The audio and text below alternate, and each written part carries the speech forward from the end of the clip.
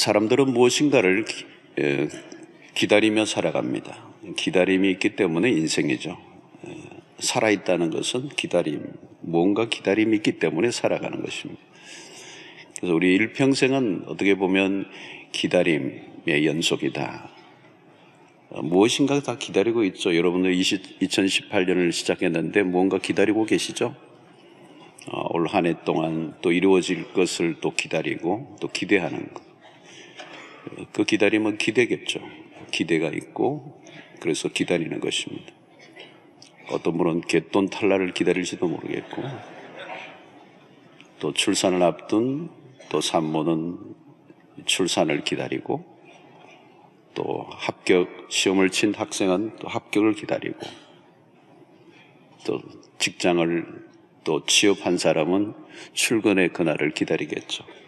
또 다니는 분들은 승진의 그날을 기다리고 있겠습니다. 자, 우리는 무엇인가를 기대하며 살아갑니다. 그런데 무엇을 기다릴 것인가? 또 그 기다림의 끝에 과연 그 기다렸던 것이 나에게 다가올 것인가? 우리 연초에 생각해 볼 필요가 있습니다. 자, 그리스도인들도 역시 기다리는 자입니다. 그리스도인들이라면 그들은 기다리는 자다, 이렇게 얘기해도 과언이 아닐 것입니다. 무엇을 기다리는가? 성경은 늘 한 곳에 주목하고 있습니다. 사실 우리가 성경을 오늘날 통틀어 읽으면 그리스도인들이 기다려야 될 것은 딱 하나예요. 그날이네, the day. 그것은 마지막 날, 역사의 마지막 순간을 기다려야 합니다. 예수님이 마태복음 28장 20절에 성천 직전에 하신 말씀이죠. 볼지어다 내가 세상 끝날까지 너희와 항상 함께 있으리라 하시니라. 여기에 끝날, 세상의 끝날이 온다는 거죠. 예수님이 마지막 하신 말씀의 메시지는 끝날이 올 것이다. 끝날까지 너희와 항상 함께 있겠다. 사도행전 1장 11절에도 역시 동일합니다. 이르되 갈릴리 사람들아 어찌하여 서서 하늘을 쳐다보느냐? 너희 가운데서 하늘로 올려주신 이 예수는 하늘로 가심을 본 그대로 오시리라. 역사적 종말을 예고하셨습니다. 마지막 날에 대한 기다림을 가지라는 것입니다. 자, 오늘 우리는 이 세상의 혼란의 한가운데 있습니다. 우리 세상을 늘 바라보면 이 세상은 혼란하고 또 복잡하고 때로는 불투명한 이 세상을 살아가고 있습니다.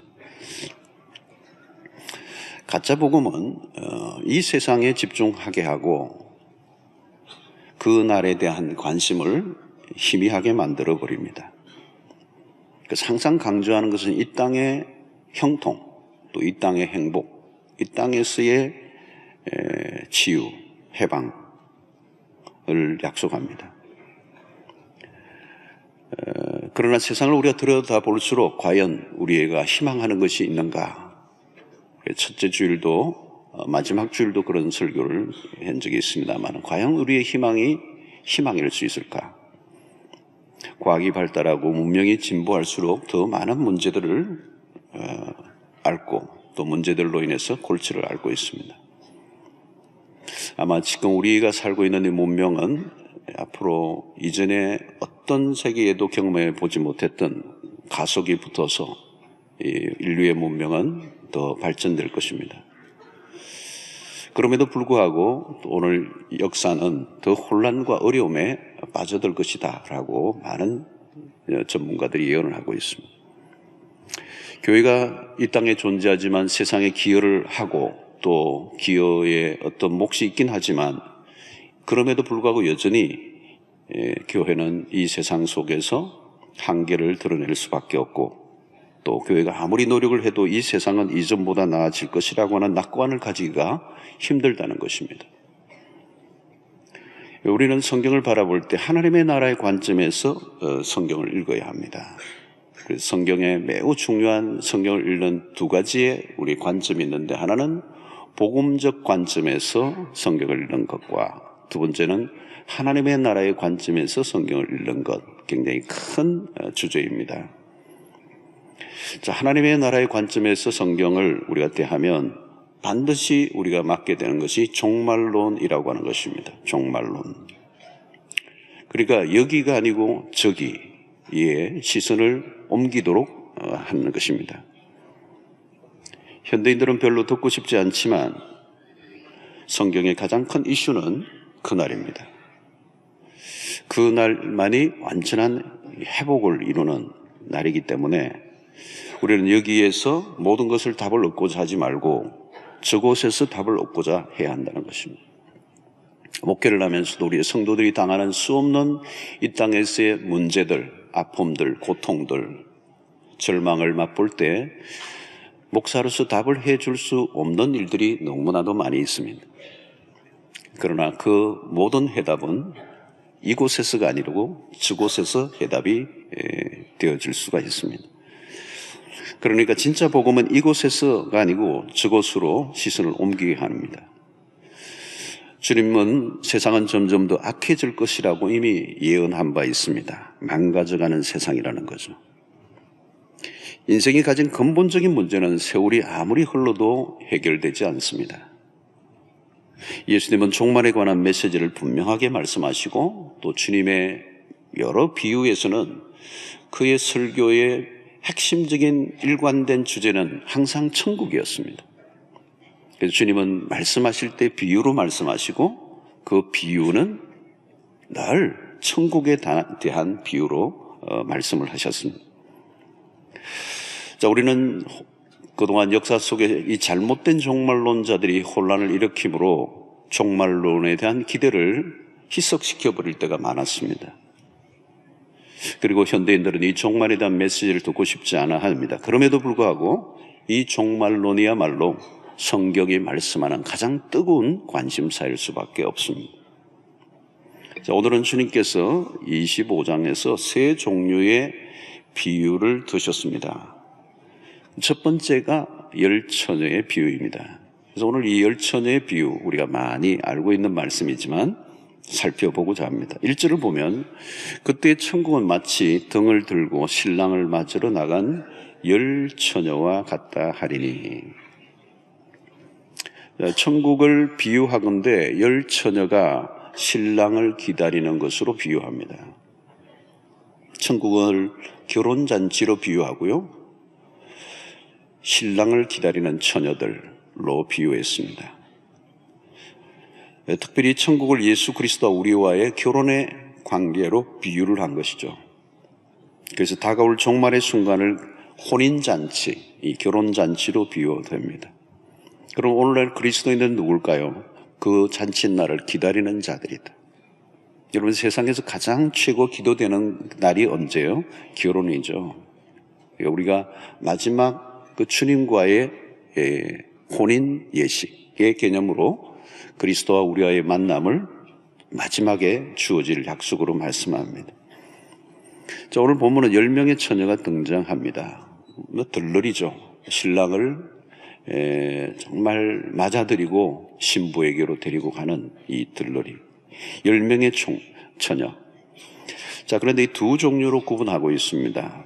분류의 주제는 미련함과 슬기로움이라고 하죠. 두 그룹으로 분리되는데 마지막 날에 이렇게 분명히 두 그룹으로 분류될 것이다, 그렇게 말씀하는 것입니다.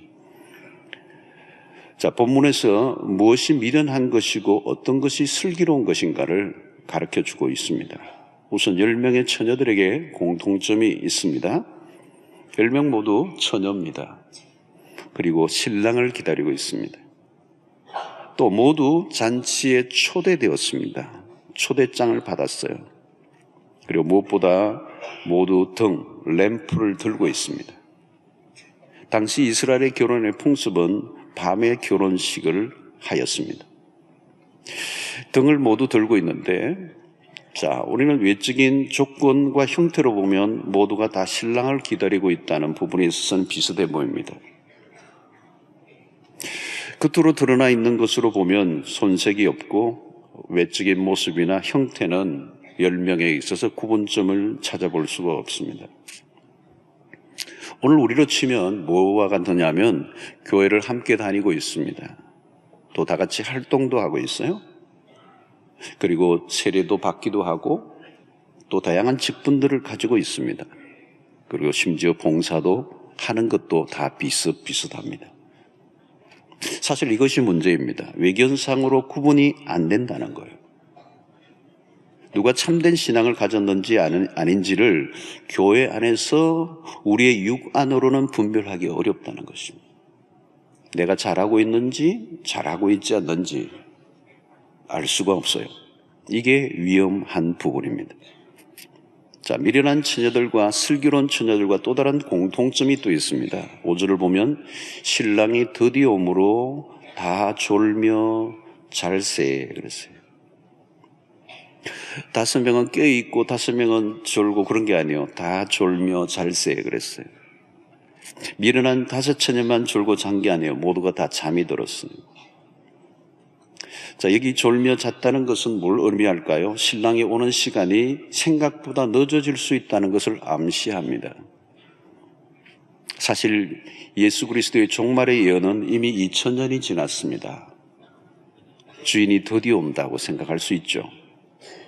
그러나 분명한 것은 드디어 온다는 것이지 안 온다는 것은 아닙니다.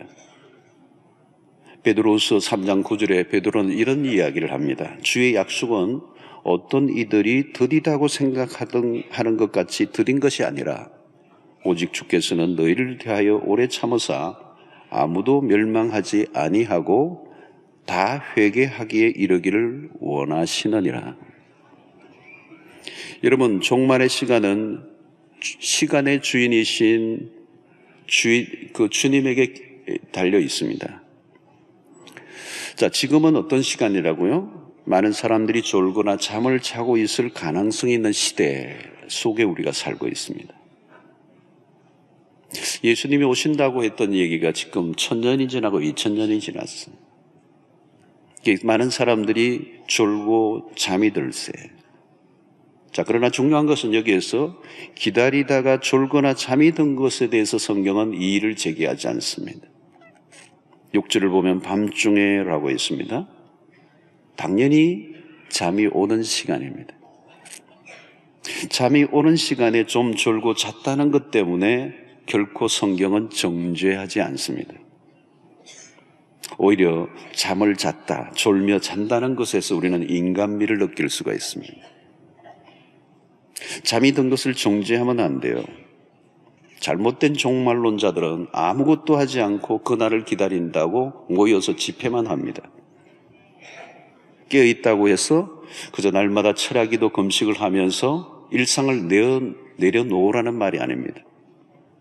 말만 하면 할렐루야 아멘이고 옷은 늘 십자가 그려놓은 교회 순례 티만 입고 다니면서 기도원에서 사는 사람이 되라는 말이 아닙니다. 천국을 사모한다고 해서 현실을 부정하는 자로 살면 안 된다는 것입니다. 너무 무겁고 초췌한 모습으로 신앙적 거리를 다지고 세상을 부정하며 결별한 듯 살지 말라는 것. 오늘 우리는 두 부류를 모두 경계해야 합니다. 하나는 지나친 종말에 대한 강조로 현실의 혼란을 야기하는 부류들, 또 하나는 종말 의식 자체를 상실하고 무관심함으로 살아가고 있는 부류, 둘 다 경계해야 합니다. 지나치게 극단적으로 흐르면 문제이지만 평범한 일상 속에 잘 먹고 쉬고 때로는 즐겁게 살아가는 것, 영성의 매우 중요한 부분입니다. 현실을 부정하면 안 됩니다. 이 땅에서 숨을 쉬고 사는 들 동안에 기쁨으로 살아가는 것 매우 중요합니다. 그러나 세상에 너무 빠져서도 안 됩니다. 여기서 우리는 이미 임한 하나님의 나라와 다가올 하나님의 나라 사이에 우리가 끼어있는 우리에게 긴장감이 있습니다. 왜? 그 주님은 언제 오실지 모르기 때문에. 그 날을 기다리는 긴장감, 이 긴장감을 놓치지 않고 그 날을 기대할 뿐만 아니라 또 일상의 삶 속에서 우리는 현실에 충실하게 살아야 합니다. 졸며 잘세, 그 자체는 문제가 없습니다. 자, 열처녀들이 결정적으로 분리되는 순간이 왔습니다. 중대한 차이는 3절과 4절인데요.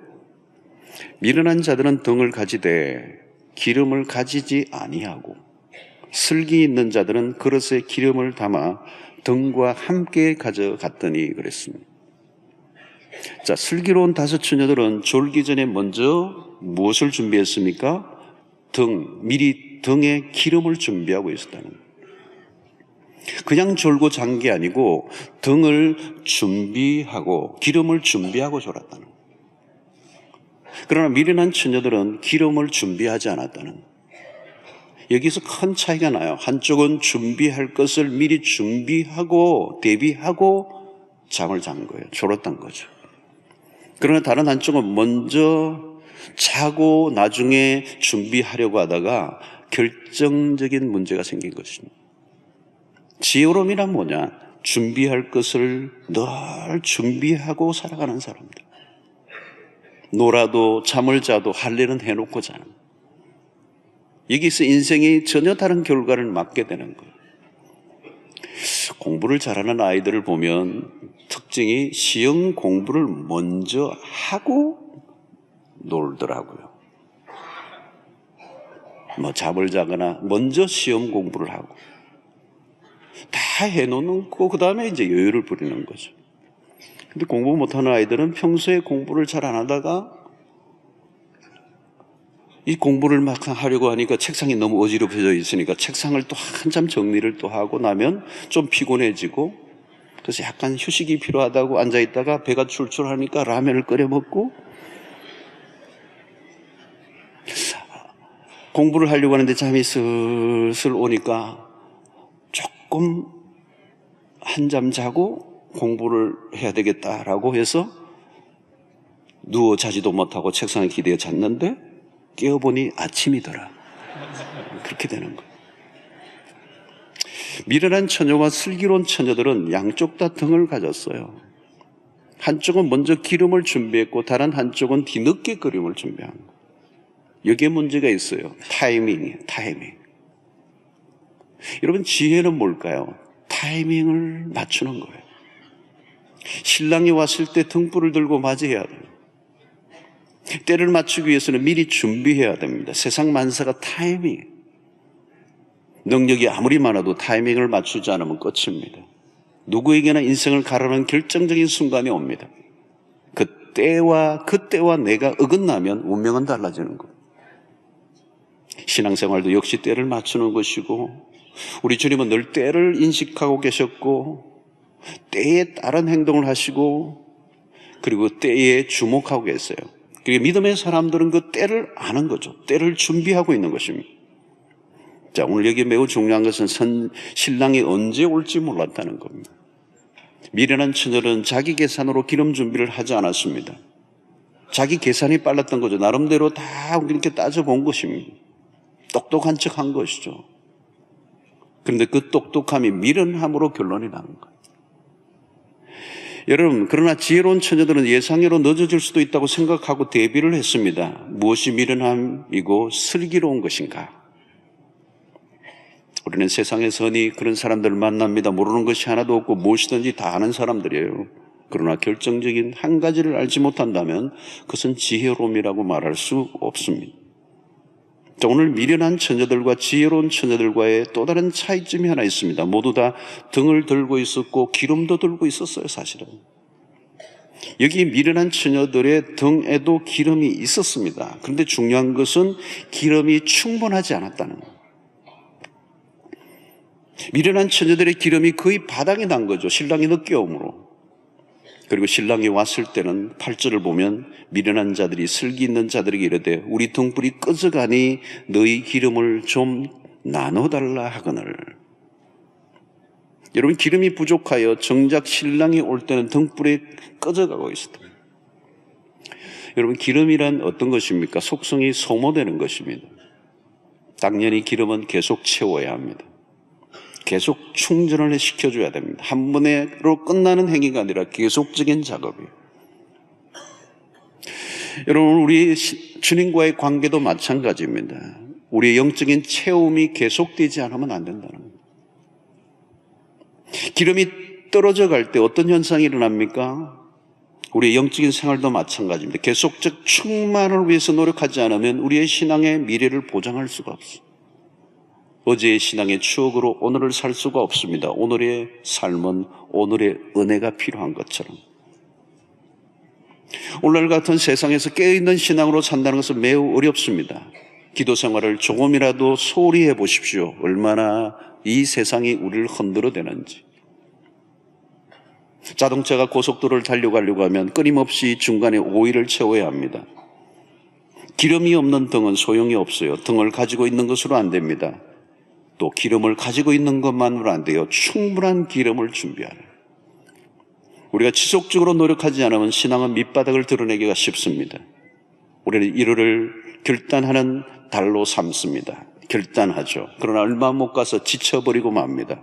불은 잘 붙는데 오래 유지하지 못할 때 그 신앙은 위기를 맞게 된다는 것입니다. 신앙은 단거리가 아니라 장거리입니다. 반짝 신앙으로 될 수가 없습니다. 갈수록 속도를 내야 합니다. 등에 기름이 충분히 준비되어져야 됩니다. 등만 들고 있어는 신랑을 맞을 수가 없어요. 기다린다는 것은 소극적 행위가 아니라 매우 적극적인 것입니다. 매 순간 기름을 채워 우리의 신앙의 열기를 유지하고 주님이 오실 때 아멘 주 예수여 오시옵소서 맞이할 수 있는 깨어있는 끝까지 승리하는 여러분들 되시기를 축원합니다. 결국 미련한 처녀들에게 무슨 문제가 생겼습니까? 미련한 처녀들은 급기야 슬기로운 처녀들에게 기름을 빌려달라고 부탁합니다. 자, 그러나 구절을 보십시오. 슬기 있는 자들이 대답하여 이르되 우리와 너희가 쓰기에 다 부족할까 하노니 차라리 파는 자들에게 가서 너희 쓸 것을 사라 하니. 무슨 얘기입니까? 빌려줄 수 없다는 것입니다. 우리가 너희들과 나누어 쓰기에는 부족하다는 거죠. 아마 이 시대는 이 기름은 올리브유 같은 감람유 같은 사실 비싼 거예요. 이 기름이. 그리고 아무 곳에나 이 밤중에 팔 수 있는 것도 아니고 구하기가 쉽지 않은 거죠. 그래서 이 슬기로운 5처녀는 미리 준비를 해두었던 거예요. 자, 여기서 중요한 교훈이 있습니다. 본질적이고 기본적인 우리의 이해가 필요한 대목이에요. 믿음은 나누어 가질 수 없다는 사실이에요. 나에게 문제가 생겼을 때 남의 믿음을 꾸어설 수가 없어요. 남의 믿음으로 내가 구원을 얻을 수도 없어요. 남의 믿음으로 내가 무슨 시험을 이겨낼 수가 없어요. 다른 사람의 믿음이 아무리 위대한 것이 있다 할지라도, 친구가 가족이 있다 할지라도 그게 내 것이 될 수는 없어. 이런 것을 실감할 때가 있습니다. 여러분, 신앙생활을 그냥 대충 하다가 어느 날 위급한 일을 당했을 때 속수무책일 때가 있어요. 괜찮아요. 평소에는 믿음이 있거나 없거나 별 문제가 없어요. 그런데 어려운 삶에 문제가 생기면 내가 그 문제를 이겨낼 믿음이 준비되어 있잖아요. 여러분, 오늘 여기 보면 미련한 5처녀도 등을 들고 있었고 기름도 있었어요. 어느 정도는 버텼다고요. 그런데 결정적인 순간에 그것이 이제 힘을 발휘하지 못하는 껍데기뿐인 등, 그 등은 이미 꺼져가고 있어요. 여러분, 우리는 우리의 신앙이 껍데기만으로는 안 됩니다. 내용을 채워야 합니다. 믿음의 사람들의 승리의 얘기를 듣고 들었지만 그것이 나와 상관없는 거예요. 사실은 나의 신앙이 중요한 거예요. 다른 사람의 간증을 그 간증으로 내가 살 수는 없는 거잖아요. 옆에 사람이 아무리 성령 충만해도 나와 상관없어요. 다른 사람의 신앙이 아니라 나의 신앙. 부모의 신앙이 아니라 나의 믿음. 어떤 분은 그러더라고요. 자기 집안이 5대째 초기 선교사 집안이라고 그러시더라고요. 자기 신앙은 얘기는 안 하더라고요. 자꾸 집안 얘기를 하더라고요. 아무 소용없는 거예요, 여러분. 아무 소용없는 거예요. 5대째 아니라 10대째라도 소용이 없는 거예요. 나의 신앙이 중요한 거예요. 나의 믿음으로 구원을 얻습니다. 내가 갈고 닦은 믿음의 실력이 중요한 거예요. 평소 내가 어떤 준비된 신앙으로 서 있는가가 중요해요. 여러분, 남의 통장에 1억이 좋습니까? 내 통장에 100만 원이 좋습니까? 말해 뭐 하겠습니까? 내 것을 준비하셔야 돼요. 남의 신앙 빌려 쓸 생각하지 마세요. 아내 덕볼 생각하지 마세요. 어떤 분 그러다가 우리 아내가 너무 열심히 교회 생활을 해서 우리 마누라 치맛자락만 잡아도 난 구원받을 것 같아. 여러분, 10절 12절을 보면 안타까운 일이 일어납니다. 미련한 처녀들이 기름을 사러 간 사이에 이미 신랑은 왔어요. 그리고 기름을 예비하였던 신부들은 신랑과 함께 혼인잔치에 들어가고 문은 닫혀버렸습니다. 뒤늦게 온 처녀들은 주여 주여 주여 주여 우리에게 열어주소서 애원합니다. 그들은 기름을 사 가지고 왔어요. 그런데 때가 늦었어요. 이걸 미련하다고 얘기하는 것입니다. 12절 보십시오. 대답하여 이르되 진실로 너희에게 이르노니 내가 너희를 알지 못하노라. 여러분, 열려 있을 때는 그 문은 한없이 자비로운 문입니다. 누구든지 들어갈 수 있는 활짝 열려진 문. Anybody, 누구든지 오라는 거예요. 과거가 어떠했든지, 강도짓을 했든지, 간음을 했든지, 세리든지, 죄인이든지 다 들어올 수 있어요. 그러나 결정적인 마지막 날 한 번 문이 닫히면 열자가 없어. 기회의 순간에는 만인에게 열려있지만 기회가 지나가면 그것으로 끝난다는 거예요. 미련한 처녀들은 이미 늦었어요. 다 가지고 있었어요. 그러나 늦었어요. 타임 아웃.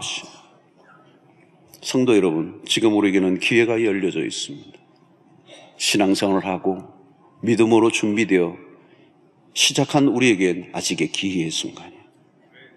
하나님이 주신 이 기회, 믿음으로 깨어 매일매일 믿음의 등불을 밝히는 은혜가 있게 되기를 축원합니다. 주님이 이 비유에서 말씀의 결론을 내리셔서 13절에 보니까 그런즉 깨어있으라. 너희는 그 날과 그 때를 알지 못하느니라. 이건 무슨 말씀입니까? 언제나 준비하고 깨어있으라는 거예요. 그 날과 그 시를 알지 못하기 때문에 여기 깨어있으라는 말은 항상 대비하고 있으라는 거예요. 경계심을 늦추지 말라는 거예요. 지혜란 뭘까요? 기회를 놓치지 않는 삶을 말하는 것입니다. 사랑하는 성도 여러분, 여러분들은 무엇을 기다리고 있습니까? 세상의 사람들도 무엇인가를 기다리고 계세요. 그러나 기다리는 것은 더 나아질 것이라고 하는 기대죠. 그러나 안타깝게도 무엇을 기다릴까요? 그 결국은 죽음입니다. 죽음을 기다리는 사람은 아무도 없어요. 그러나 사실 기다리는 것은 죽음입니다. 사람이 한 번 죽는 것은 정하신 것이요 그 후에는 심판이 있으리라. 히브리서 9장 27절의 말씀이에요. 우리는 그저 막연히 기다리는 사람들이 아닙니다. 그냥 잘 될 것이라고 하는 희망을 가진 사람들이 아니에요. 우리가 가지고 있는 소망은 복음에 근거합니다. 그 복음에 근거한다는 말은 뭘까요? 우리는 죽음으로 끝나지 않는다는 거죠. 죽음 이후에 부활이 기다리고 있다는 거예요. 마지막 종말은 언제일지 알지 못하지만 개인적 종말은 언제든지 찾아올 수가 있습니다. 요즘 보니까 하루에도 별별 일이 다 일어나요. 별별 일이 다 일어나요. 생명과 죽음의 사이는 종이 한 장 차이예요.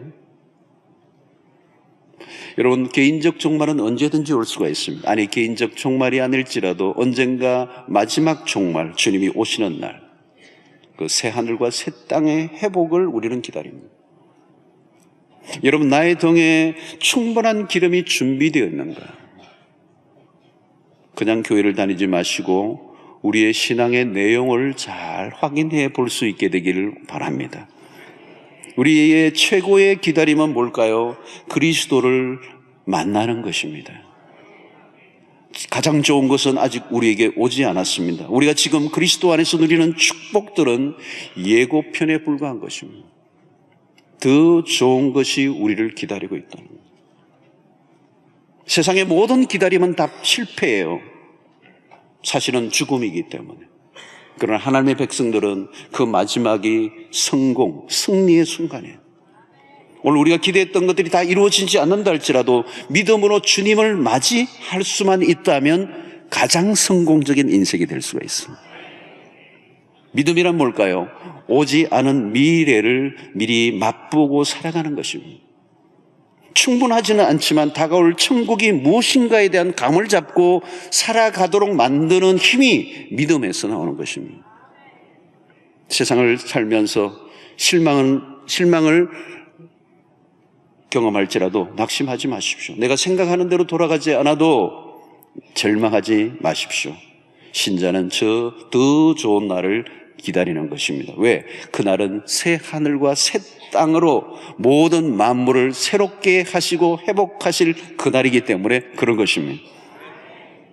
오늘 여러분 세상을 보면 갈수록 악해져 가요. 혼란은 가속될 것입니다. 오늘 이 시련과 고난의 때에 믿음의 백성들 잘 버텨야 돼요. 그리고 그날을 기다려야 합니다. 무엇보다도 우리는 영적으로 잠들지 않아야 합니다.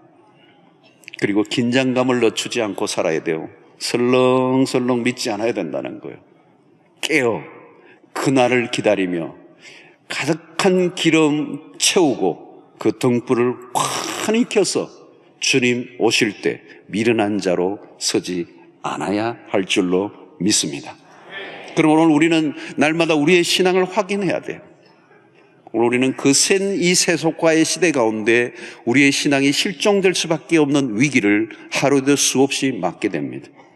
오늘 우리가 어디에 있는지를 놓쳐버릴 때가 있습니다. 내가 어디로 향하고 있는지를 놓쳐버릴 때가 있습니다. 우리는 지금 왜 여기에 존재하는지, 그리고 우리가 기다려야 될 것이 무엇인지를 날마다 확인하고 우리의 신앙의 위치를 확인하고 내가 선 자리에서 최선을 다하고 믿음으로 깨어 우리의 다름질을 다 달려가는, 그래서 하나님 앞에 설 때 부끄럽지 않는 백성들로 설 수 있는 은혜가 있게 되기를 주의 이름으로 축원합니다. 주님이 오실 때 여러분의 등불을 들고 계셔야 돼요. 그리고 그리스도 앞에서 아멘 주 예수여 이제 오시옵소서, 이 종말론적 신앙으로 날마다 긴장감을 가지고 깨어서 우리의 신앙이 조금도 잠들지 않고 경성하여 주님 앞에 온전히 맞이할 수 있는 깨어있는 그리스도의 신부로 이 시대를 살아가는 이 한 해 될 수 있게 되기를 주의 이름으로 축원합니다.